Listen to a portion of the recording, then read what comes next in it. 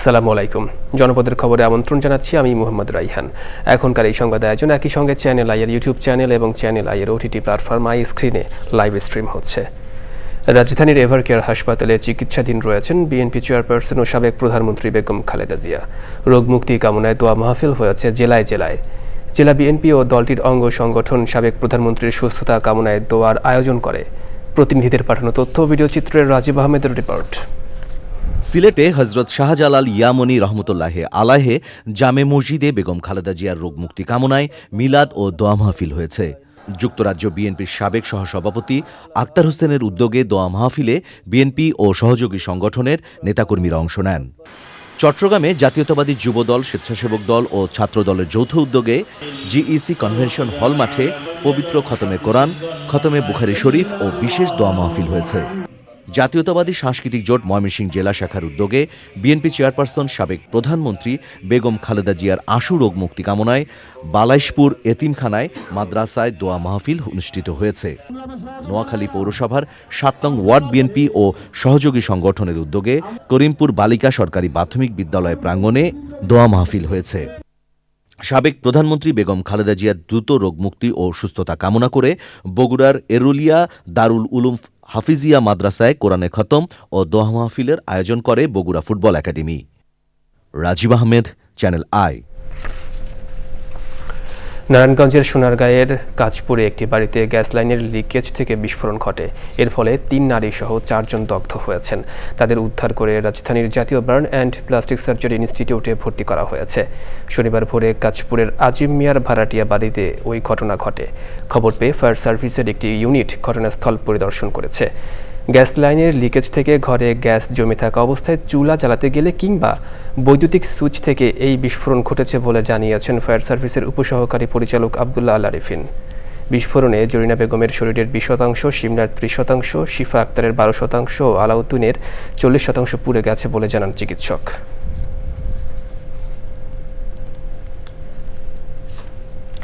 সড়ক পরিবহন ও সেতু মন্ত্রণালয়ের উপদেষ্টা মোহাম্মদ ফাজুল কবির খান বলেছেন, সাবেক রাষ্ট্রপতি তার নিজের এলাকায় 10,000 কোটি টাকা ব্যয়ে সড়ক নির্মাণ করেছেন, যেখানে কয়েকটা টেম্পু ছাড়া কিছুই চলে না।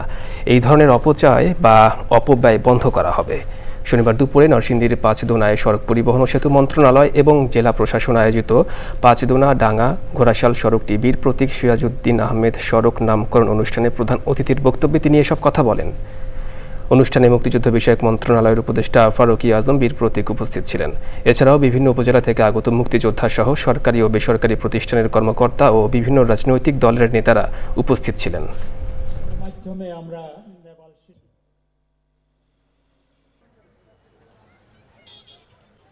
তার দ্বারা একটা সুন্দর নির্বাচন করুন, একটি অংশগ্রহণমূলক নির্বাচন করুন।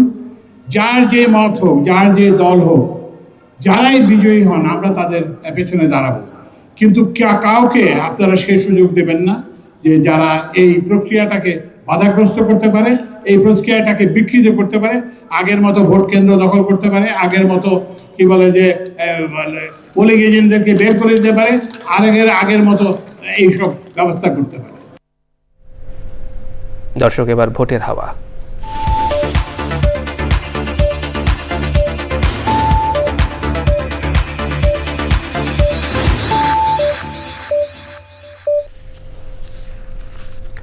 পররাষ্ট্র উপদেষ্টা মোহাম্মদ তৌহিদ হোসেন বলেছেন, আগামী নির্বাচন একটি বড় পরীক্ষা। রংপুর জেলা প্রশাসক কার্যালয়ে জেলার কর্মকর্তাদের সাথে মত বিনিময় সভায় তিনি বলেন, আদর্শ ও অভিযোগহীন নির্বাচন উপহার দিতে আইন শৃঙ্খলা রক্ষা করা খুবই গুরুত্বপূর্ণ। প্রফেসর ইউনূস কিন্তু সবসময় বলছেন যে এটা একটা আদর্শ নির্বাচন হতে হবে, যেটা থেকে কারো কোনো কমপ্লেন থাকবে না, এবং সেক্ষেত্রে আইন শৃঙ্খলাটা খুব গুরুত্বপূর্ণ। কারণ যেই ক্যান্ডিডেটের হারার সম্ভাবনা, তিনি কিন্তু সবসময় গণ্ডগোল সৃষ্টি করার চেষ্টা করতে পারেন, এটা মনে রাখতে হবে। সেটা মনে রেখেই আমি আশা করি যে যথেষ্ট ব্যবস্থা নেওয়া হবে। চিফ ইলেকশন কমিশনারও মিটিং করছেন এবং স্ট্র্যাটেজি নির্ধারণ হচ্ছে। হোম মিনিস্ট্রির যে অ্যাডভাইজার আছেন আমার বন্ধু, উনিও পরিকল্পনা করছেন। আমরা সবাই আশা করি যে একটা সুষ্ঠু নির্বাচনের মাধ্যমে নতুন সরকার গঠিত হবে এবং আমরা আমাদের দায়িত্ব তাদেরকে বুঝিয়ে দিয়ে চলে যেতে পারবো। ভোট নিয়ে আলোচনা এখন সারা দেশে। নানান বয়সী, নানান পেশার মানুষ নির্বাচন নিয়ে কি ভাবছেন সেটা জানতে সারা দেশে ঘুরে বেড়াচ্ছে চ্যানেল আইয়ের ক্যামেরা। দর্শক, আজ জানবো নির্বাচনকে ঘিরে সুনামগঞ্জের ভোটারদের কথা। যে প্রার্থীরা এলাকাতে থাকেন, এলাকার ভালো মন্দ জানেন, এবং আমরা ইদানিং দেখতেছি যে মাদকের একটা ভয়াবহ ছুবল এবং সন্ত্রাসীদেরকে যারা লালন পালন করেন না, এরকম প্রার্থী আমরা আশা করব। আমরা সাধারণ জনগণ হিসেবে চাই যে প্রার্থীরা সবসময় জনগণের কাছাকাছি থাকেন এবং জনগণ তাদের যে কোনো প্রয়োজনে প্রার্থীর কাছে যেতে পারেন, এরকম প্রার্থী আমরা আশা করব। আমরা গরিব বলবা রাস্তাঘাট আমরা পয়সা রয়েছে, আমরা যেটা চাই ভিডিও আমরা চাই। আমি যেটা আমরা বালা এইটার আমরা বালা তিনটা দিলাই আমরা যেটা করতে পারবো এইটা দেবো ভাই। আমরা কৃষকের জন্য যে রাস্তাঘাটগুলি করে দিতারে এইগুলি আমরা লাগি মঙ্গল, এরপর হাওরের বানগুলি যদি বান্ধা দিতারে এইগুলি আমরা লাগি মঙ্গল, যে তিনি বানতারে তাই আমরা চাই। সৎ এবং প্রতিশ্রুতিশীল, প্রগতিশীল এবং নারী বান্ধব। এই এলাকাটা হাওর অঞ্চলের এলাকা, যাতে বেড়িবাঁধগুলা সঠিকভাবে করতে পারে, কোনো দুর্নীতি না করে সৎ একজন নিষ্ঠাবান মানুষ চাই। যাতে এখন আমরা যেহেতু নতুনভাবে শুরু হয়েছে বাংলাদেশ, এই কারণে আমরা চাচ্ছি নতুন একজন ভালো সৎ নিষ্ঠাবান একজন এমপি আমরা চাই, যাতে গরিব দুঃখী মানুষের উন্নয়নের জন্য কাজ করে। আমরা যারা ব্যবসায়ী আছি, আমরা যাতে নিরাপদে ব্যবসা বাণিজ্য করতে পারি, কোনো ধরনের চাঁদাবাজি বা কোনো ধরনের সন্ত্রাসী যাতে আমাদেরকে অসুবিধা সৃষ্টি না করে, এই ধরনের প্রার্থী দিয়ে আমরা নির্বাহিত করতে চাই। সৎ হইতো, নির্লোভ হইতো, জনগণের কথা শুনতো, আমরা বিপদে আপদে তাদের কাছে পাই, এরকম একজন প্রার্থী চাই। আমরা প্রায় দেখি, আমরা সৎ দেখে নির্বাচিত করি, পরবর্তীতে গিয়া দেখা যায় ওনারা বিজনেস শুরু করে দেন। সো আমার একমাত্র দাবি, সৎ প্রার্থী হোক এই দেশের উন্নয়নে। এবার অন্যান্য সংবাদ। শরীয়তপুরের দুর্গম চরাঞ্চলে দরিদ্র ও সুবিধা বঞ্চিতদের মাঝে বিনামূল্যে চিকিৎসা সেবার মাধ্যমে ডাক্তারি পেশা শুরু করেছেন ডাক্তার সাফা সারারা রহমান। এ সময় অসহায় ও নিম্ন আয়ের সুবিধা বঞ্চিত রোগীরা বিশেষজ্ঞ চিকিৎসকদের নিকট থেকে বিনামূল্যে প্রয়োজনীয় ওষুধ ও চিকিৎসাপত্র নেন। চক্ষু, শিশু মেডিসিন, গাইনি, চর্ম ও হৃদরোগের 10 জন বিশেষজ্ঞ চিকিৎসক দিনব্যাপী রোগীদের সেবা প্রদান করেন।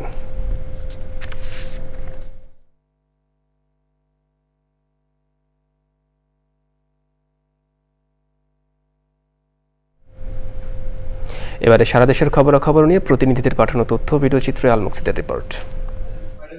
পটুয়াখালীতে জেলা পর্যায়ে কর্মরত সাংবাদিকদের সাথে পরিচিতি ও মতবিনিময় সভা করেছেন নবনিযুক্ত পুলিশ সুপার মোহাম্মদ আবু ইউসুফ। উপস্থিত ছিলেন অতিরিক্ত পুলিশ সুপার অপু সারোয়ার ও মোহাম্মদ সাজেদুল ইসলাম। সভায় আসন্ন নির্বাচনে চ্যালেঞ্জ মোকাবেলায় সাংবাদিক পুলিশ ঐক্যবদ্ধভাবে কাজ করার আহ্বান জানানো হয়। চাঁদপুর ৩ সদর হাইমচর আসনে জামায়াতে ইসলামীর মনোনীত সংসদ সদস্য প্রার্থী ও জেলা আমির সেক্রেটারি অ্যাডভোকেট মোহাম্মদ শাহজাহান মিয়া হাইমচর উপজেলার বিভিন্ন ইউনিয়নে গণসংযোগ করেছেন। গাইবান্ধা শহরের স্বাধীনতা প্রাঙ্গণ মাঠে জামায়াতে ইসলামীর জেলা যুব বিভাগ আয়োজিত ছাত্র ও যুব সমাবেশ হয়েছে। প্রধান অতিথি ছিলেন ইসলামী ছাত্র শিবিরের কেন্দ্রীয় সভাপতি জাহিদুল ইসলাম। আন্তর্জাতিক স্বেচ্ছাসেবক দিবস উপলক্ষে কুড়িগ্রামে র্যালি, পরিষ্কার পরিচ্ছন্নতা কর্মসূচি ও স্বেচ্ছাসেবক সমাবেশ হয়েছে। মানিকগঞ্জের পৌর এলাকায় অবৈধভাবে যাতায়াতের রাস্তা দখল করে ঘরবাড়ি সহ দোকান নির্মাণের প্রতিবাদে ও রাস্তা দখলমুক্ত করার দাবিতে মানববন্ধন হয়েছে। রংপুরে শিক্ষক দিবস উপলক্ষে বিশিষ্ট শিশুতোষ চিত্রশিল্পী মোহাম্মদ জাফর আলী ও মিজানুর রহমান মিশুকে স্মারক প্রদান, সাংস্কৃতিক অনুষ্ঠান ও বাৎসরিক সম্মেলন করেছে সাংস্কৃতিক সংগঠন সৃজন একাডেমি। নোয়াখালীর বেগমগঞ্জের চৌমোহনী সরকারি সালেহ আহমেদ কলেজে একাদশ শ্রেণীর শিক্ষার্থীদের নবীনবরণ অনুষ্ঠিত হয়েছে। প্রধান অতিথি ছিলেন কুমিল্লা মাধ্যমিক ও উচ্চ মাধ্যমিক বোর্ডের চেয়ারম্যান প্রফেসর মোহাম্মদ শামসুল ইসলাম। নাটোরে 16টি দল নিয়ে বিসিবির councillor cup T20 cricket tournament শুরু হয়েছে। সিরাজউদ্দৌলা সরকারি কলেজ মাঠে টুর্নামেন্টের উদ্বোধন করেন প্রফেসর আব্দুল মান্নান। তারুণের উৎসব 2025 উদযাপন উপলক্ষে লক্ষ্মীপুরে আন্তঃজেলা ফুটবল টুর্নামেন্ট ফাইনালের দত্তপাড়া ডিগ্রি কলেজকে 2-0 গোলে ব্যবধানে হারিয়ে কাজী ফারুকি কমার্স কলেজ বিজয়ী হয়েছে। আল মুকসিদ, চ্যানেল আই। দর্শক, জনপদের খবর আজকের মতো এ পর্যন্তই। একটু পর কৃষি সংবাদ দেখার আমন্ত্রণ জানিয়ে শেষ করছি। ধন্যবাদ সবাইকে।